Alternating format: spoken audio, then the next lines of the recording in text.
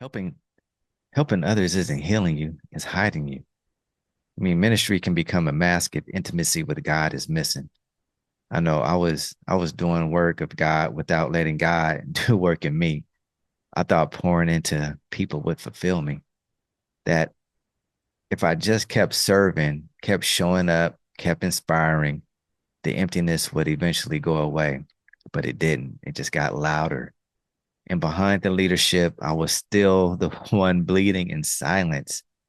And the scary part is you'll keep producing fruit for others while starving your own soul. And I was people's roles models. I was people's role model, except my own. I mean, I built a platform for others to stand on while quietly sinking beneath the weight of who I pretended to be. And the crazy thing is, people, they'll call you the role model. They call you the leader, someone to look up to.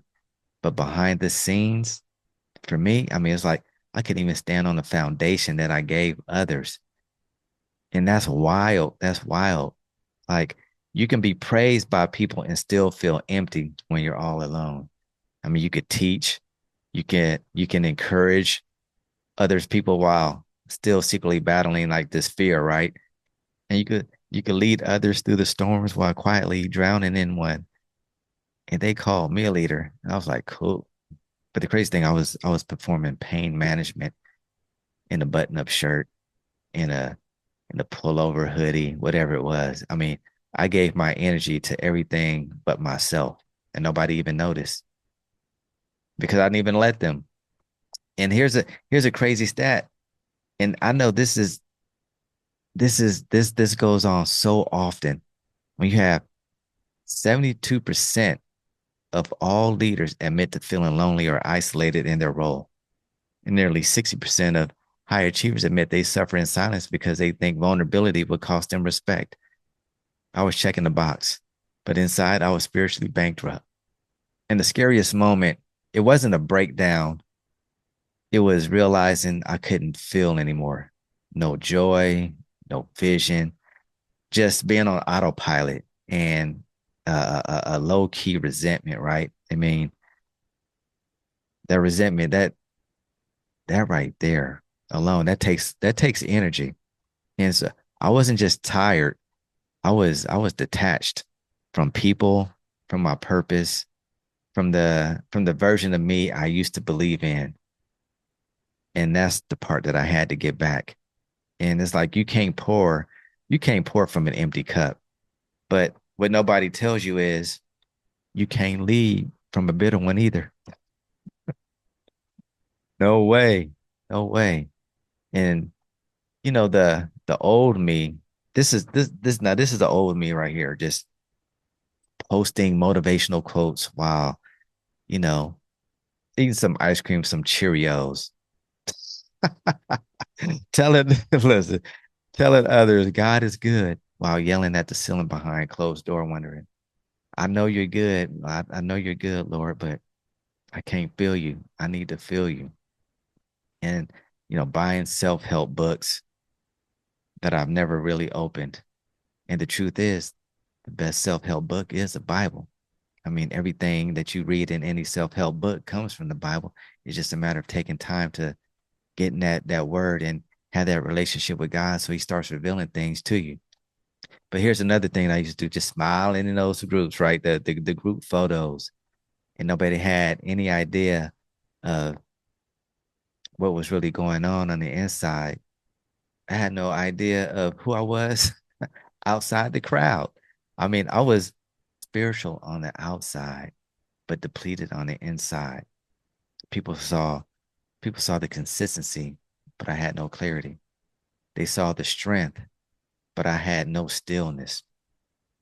And that's why it's so important just to kind of get into a place where you can consciously like recognize things and be able to go to the word.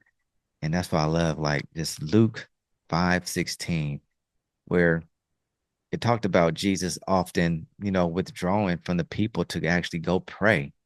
And I think about like if Jesus, if Jesus went excluded himself from the people. He had boundaries. He had boundaries. And so he had to protect his peace. He knew when to retreat. So why do we act like burnout is a badge of honor? God never asked me to carry the world. He just asked me to surrender mine. And I had confused visibility with vitality and impact with identity and leadership with self neglect, you know? And so I know I'm not just speaking to myself. I know I'm speaking to like just many people out there who this actually resonates with. And definitely just if this hit home with you, man, just comment below. Like, what are you leading that you haven't paused to heal from? Because your calling is real, but so is your capacity. And if you don't have that mental bandwidth to handle everything, it's not meant for you. And so if you ignore your wounds long enough, your body will make you rest and your soul will silently drift from God who's just been trying to heal you all along. So don't be that person who inspires others to grow while refusing to stop and rest. And here's a fact. You can't fake being whole. You can't build others while abandoning yourself. And you don't get extra points in heaven for bleeding in silence. You know, God doesn't need your platform. He wants your presence.